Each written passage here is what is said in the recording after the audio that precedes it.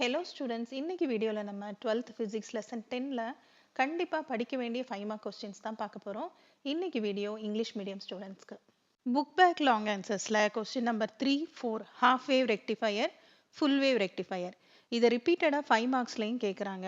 Circuit diagram, wave form இதெல்லாம் 2 மார்க்ஸ்லையும் கேட்குறாங்க. அதனால் இந்த 2 கொஸ்டினையும் மிஸ் பண்ணிடாதீங்க.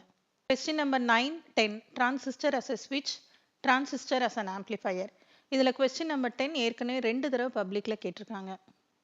இதே மாதிரி பேஜ் நம்பர் 224ல் டிரான்சிஸ்டர் அஸ் அன் ஆசிலேட்டர்னு ஒரு கொஸ்டின் இருக்குது.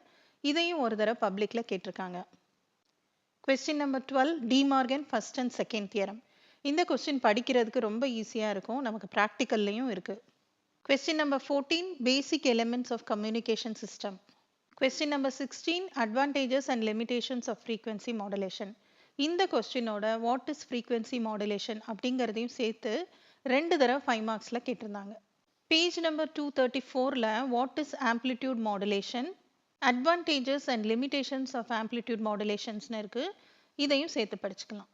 இப்போ நான் சொன்ன இந்த கொஸ்டின்லாம் 10th லெசனில் ரொம்ப ரொம்ப முக்கியமான கொஸ்டின்ஸ், அதனால் மிஸ் பண்ணாமல் படிச்சிருங்க.